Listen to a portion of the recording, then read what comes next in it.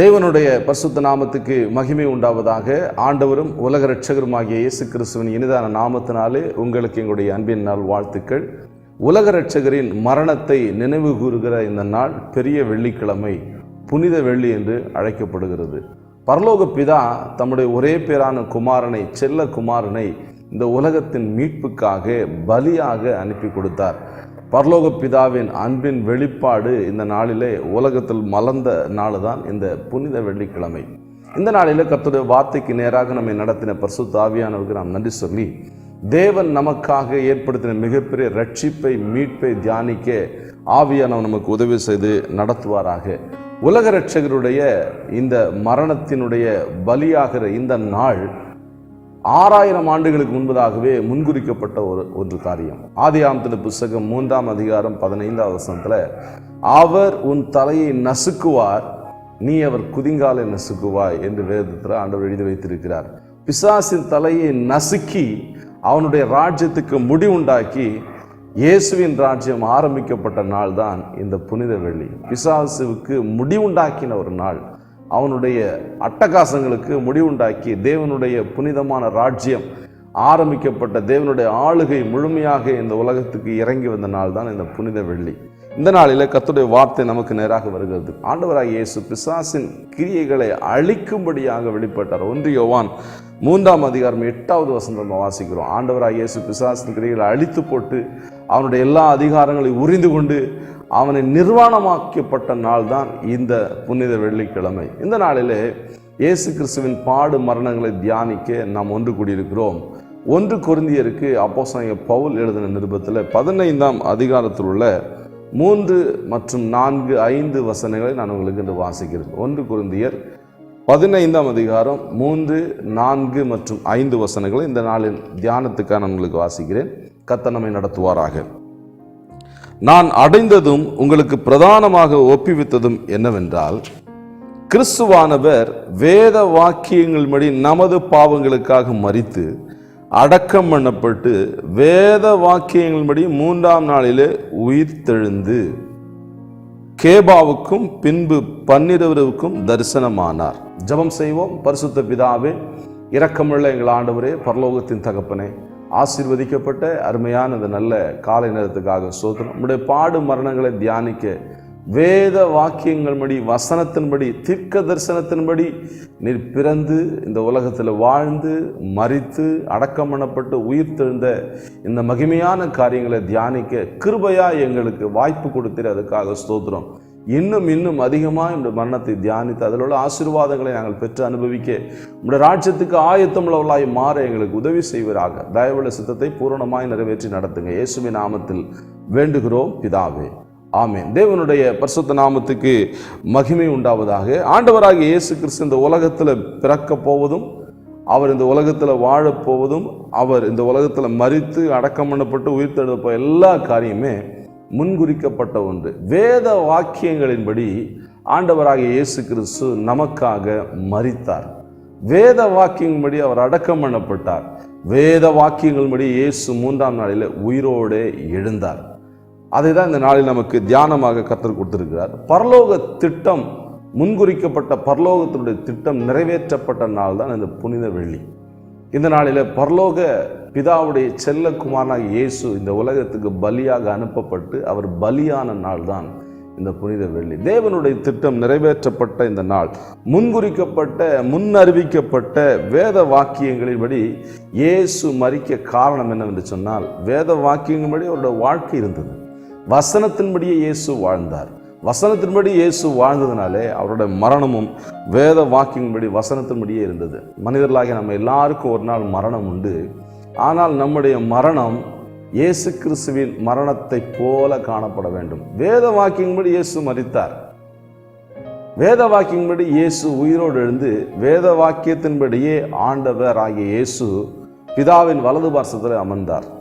நாமும் கூட இயேசுவை பின்பற்றுகிற நாம், இயேசுவுக்கு ஊழியம் செய்கிற நாம் வசனத்தின்படி வாழ வேண்டும். இயேசுடைய மரணத்தை முடிவை தியானிக்க வந்திருக்கிற நாம் நம்முடைய முடிவை சற்று யோசித்து பார்க்க நாம் கடமைப்பட்டிருக்கிறோம். அதை தான் இந்த நாளில் பரிசுத்த ஆவியானவர் நமக்கு செய்தியாக சொல்லியிருக்கிறார்.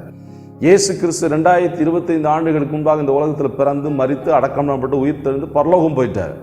இன்னைக்கு அவருடைய ஊழியத்தை, அவருடைய வழியில் நடக்கிற அவருடைய உபதேசத்தை கடைபிடிக்கிற நாம், நம்முடைய முடிவு வசனத்தின்படி இருக்குமா என்பதை நாம் யோசித்து பார்க்க வேண்டும்.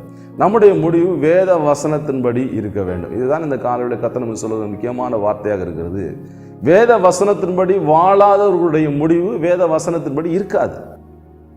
அவர்படி வேத வசனப்படி முடிவு இருக்காதவர்களுடைய வாழ்க்கை முடிவிலே வேத வசனத்தின்படி நித்தியத்திலே அவர்கள் பிரவேசிக்க முடியாது.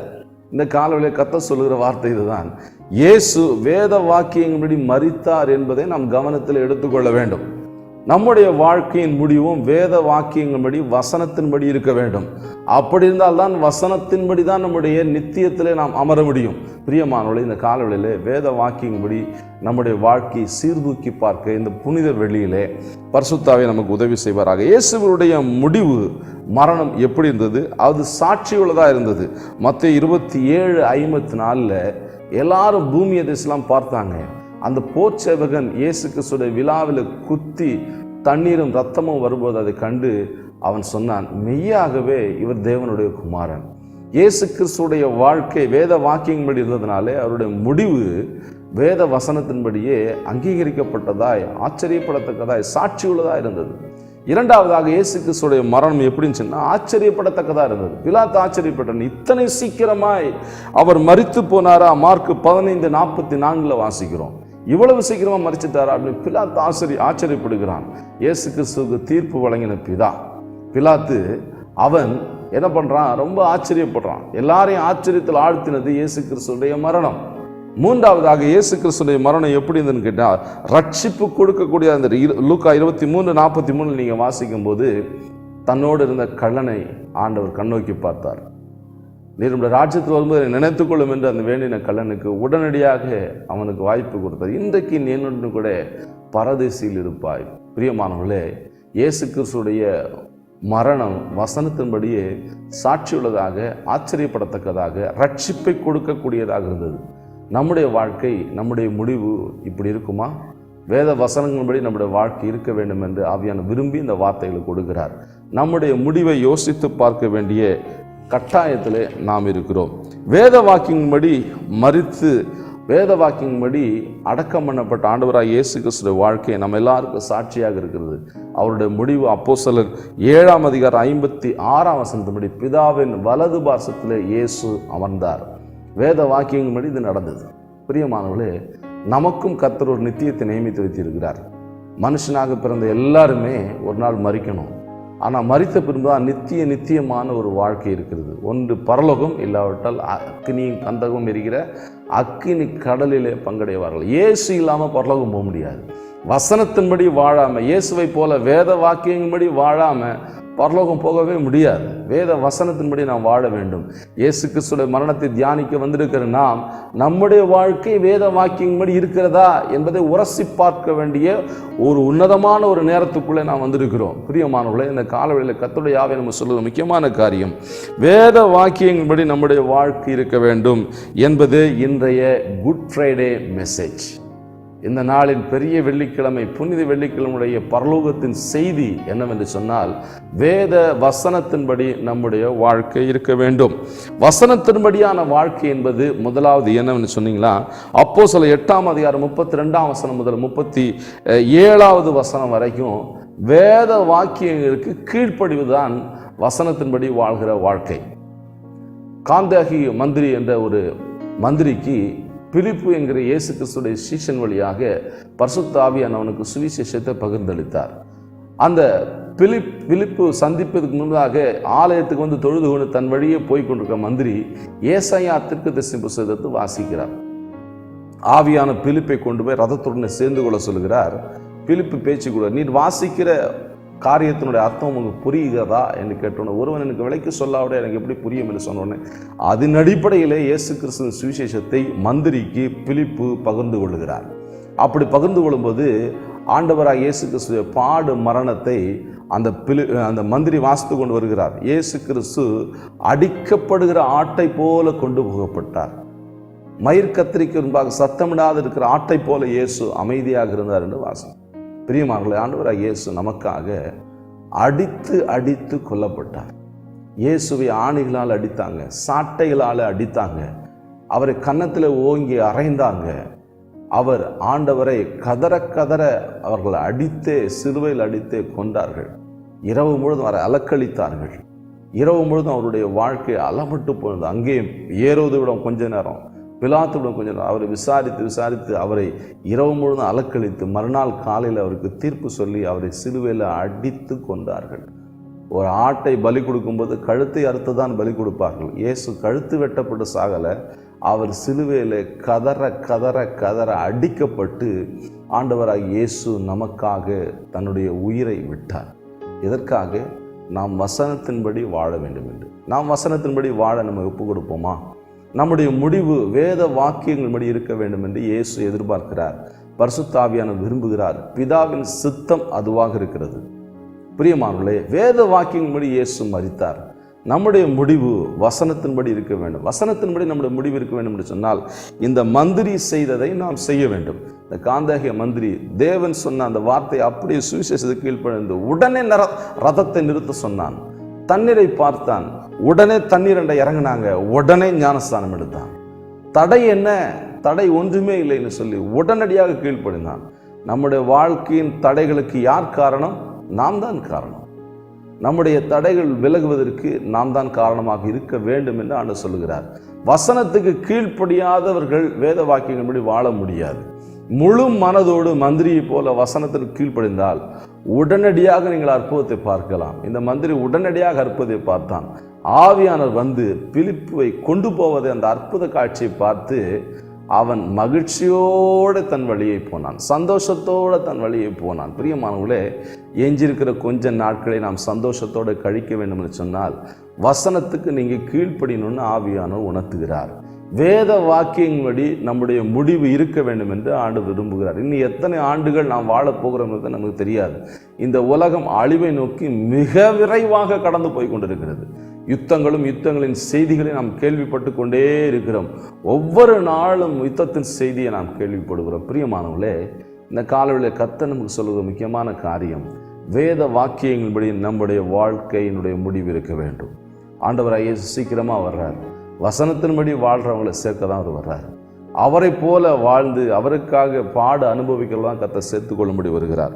நம்முடைய வாழ்க்கை வசனத்தின்படி இருக்க வேண்டும். இயேசு கடைசி வரைக்கும் கீழ்ப்படிந்தார். சிலுவையின் மரணம் வரைக்கும் கீழ்ப்படிந்தார். பிலிப்பியர் 2:5-7 தம்மை தாமே தாழ்த்தினார். கீழ்ப்படுதல் எங்கே வரும்? நம்மை தாழ்த்தும் போது. தாழ்மை எங்கே வரும்? நம்முடைய பழைய நினைவுகளை நினைக்கணும். நம்முடைய வந்த வழியை நினைச்சு பார்க்கணும். நம்முடைய ஆரம்பத்தை நினைத்து பார்க்க வேண்டும். நம்முடைய ஆரம்பத்தை நாம் மறந்து விட்டோம்னு சொன்னால் நம்முடைய மண்டையில் பெருமை ஏறிவிடும். பெருமை அகந்தைக்கு, அழிவுக்கு முன்னானதான் பெருமை. இந்த பெருமையினாலே விழுந்து போனவன் பிசாசு. அவனும் பெருமையை கொடுத்து அவனுடைய கூட்டத்தோடு சேர்த்துக்கொள்ள மிகவும் அவன் தீவிரமாக கிரியை செய்கிறான். இந்த காலவெளியில் கர்த்தர் நமக்கு சொல்ல முக்கியமான காரியம், தேவனுடைய வசனத்துக்கு நாம் நம்மை தாழ்த்தி ஒப்பு கொடுப்போம். தேவனுடைய வார்த்தைகளுக்கு கீழ்ப்படிவதுதான் வசனத்தின்படி வாழ்கிற வாழ்க்கை. வேத வாக்கியன்படி இயேசு மரித்ததை போல, இயேசுடைய முடிவு அமைந்ததை போல நம்முடைய வாழ்க்கையும் முடிவும் வேத வசனத்தின்படி இருக்க நாம் பிரயாசப்படுவோம். வசனத்துக்கு கீழ்ப்படிய ஆண்டவர் உங்களுக்கு உதவி செய்வாராக. இரண்டாவது, வேத வசனத்தின்படியான வாழ்க்கை என்பது முக்கியமான காரியம். வசனத்தை அப்படியே ஏற்றுக்கொள்வது. அப்போஸ்தலர் நடபடிகள் 17 உள்ள 11 பெரேயா பட்டணத்தார் வசனத்தை மனோவாஞ்சியாக ஏற்றுக்கொண்டாங்க. வசனத்தை கேட்பது மட்டுமல்ல, அதன்படி வாழ்வதற்கு அதை ஏற்றுக்கொள்வது. இயேசுவை எல்லாருக்கும் தெரியும், இயேசு உலக ரட்சகர் தெரியும், வசனம் தெரியும், பைபிள் தெரியும், எல்லாமே தெரியும். ஆனால் ஏற்றுக்கொள்ள மனம் இல்லாமல் நிறைய பேர் இந்த உலகத்தில் நரகத்தை நோக்கி தீவிரமாக போயிட்டுருக்குறாங்க.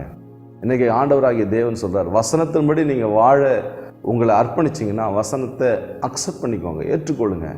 நிறைய பேர் கிறிஸ்தவத்தை ஏற்றுக்கொள்ளாங்க, வசனத்தை ஏற்றுக்கொள்ள முடியல, அதனால் ஆசீர்வதிக்கப்பட முடியல. ஆலயத்துக்கு வர்றாங்க, காணிக்க கொடுக்குறாங்க, ஊழியம் கூட செய்கிறாங்க, ஆனால் வசனத்தை ஏற்றுக்கொள்ள முடியல. வசனத்தை ஏற்றுக்கொள்வது என்று சொன்னால் என்ன? அதை மனோவாஞ்சியாக ஏற்றுக்கொண்டு அதை வாசித்து வசனத்தின்படி நம்முடைய வாழ்க்கையை மாற்றிக்கொள்வது தான் வசனத்தை ஏற்றுக்கொள்வதுக்கு அடையாளம். இயேசுவை நீங்கள் ஏற்றுக்கொண்டீங்கன்னா இயேசுவை போல மாற வேண்டும். இயேசுவோட உபதேசத்துக்கு உங்களை நீங்கள் விட்டு கொடுக்கணும். இயேசு கிறிஸ்துவோட உபதேசத்துக்கு விட்டு கொடுக்காதவங்க அவரை போல மாற முடியாது.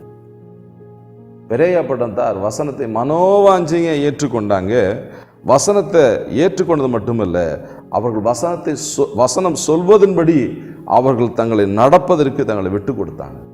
நாமும் கூட வசனத்தின்படி, வசனத்தை ஏற்றுக்கொண்டா போதும், வசனத்தின்படி வாழ நாம் நம்மை விட்டு கொடுக்க வேண்டும். மத்தேயு 21:4 உன்னுடைய ராஜா சாந்த குணமுள்ளவராக என்னிடத்தில் வருகிறார் என்று வாசி. நம்முடைய ராஜா, நம்முடைய ரட்சகராக இயேசு கிறிஸ்து சாந்த குணமுள்ளவர். அவரை போல நாம் சாந்த குணமுள்ளவர்களாக, நற்குணசாலிகளாக மாற வேண்டும் என்று சொன்னால் வசனத்தை நாம் ஏற்றுக்கொள்ளணும், மனோவாஞ்சியாக ஏற்றுக்கொள்ளணும், அதை ஆராய்ந்து பார்க்கணும். அது மட்டுமில்லை, அதன்படி வாழ நம்ம விட்டு கொடுக்கணும். அப்படி செய்யும்போது நிச்சயமாக நாம் நற்குணசாலிகளாக மாறுவோம். துர்க்குணத்திலே பிறந்த நாம் நற்குணசாலிகளாக நம்மை மாற்றுவது வேத வசனம்தான். இந்த வசனத்தை மனோவாஞ்சையாக ஏற்றுக்கொள்ளணும், இந்த வசனத்தை முழு மனதோடு ஏற்றுக்கொள்ளணும். நாமும் சாந்த குணமுள்ளவர்களாக மாற வார்த்தையாகிய இயேசுவை நாம் மனோவாஞ்சையாக ஏற்றுக்கொண்டு அந்த வசனத்துக்கு முழுமையாய் கீழ்ப்படிய நாம் பிரயாசப்படுவோம். கர்த்தர் நமக்கு உதவி செய்வார். பெரியா பட்டணத்தாரை போல மனோவாஞ்சையை ஏற்றுக்கொள்ளணும், தினந்தோறும் வேதத்தை வாசிக்கணும், தியானிக்கணும். அப்பொழுதுதான் நாம் நற்குணசாலிகளாக மாற முடியும்.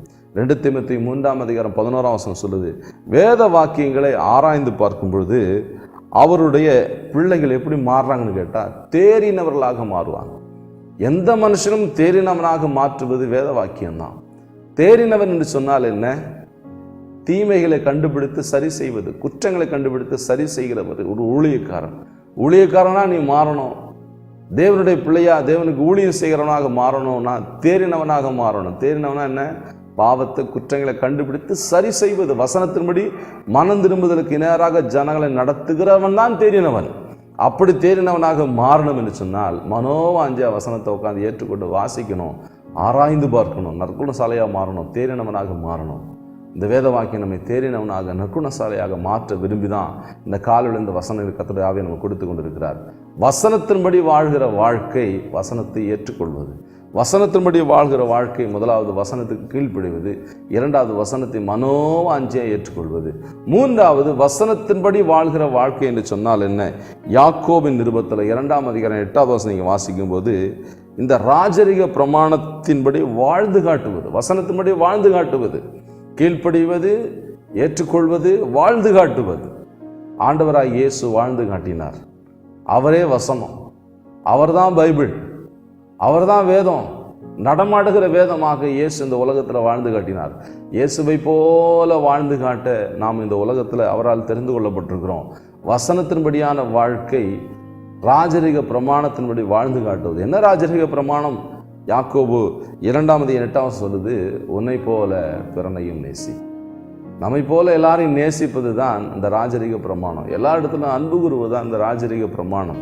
இந்த ராஜரிக பிரமாணத்தை நிறைவேற்றும்படியாதான் இயேசு வந்தார். தேவன் தம்முடைய ஒரே பேரான குமாரனை விசுவாசிக்கிறன் எவனோ அவன் கெட்டு போகாமல் நித்திய ஜீவனை அடையும்படிக்கு அவரை தந்தருளி இவ்வளவாய் உலகத்தில் அன்பு கூர்ந்தார்.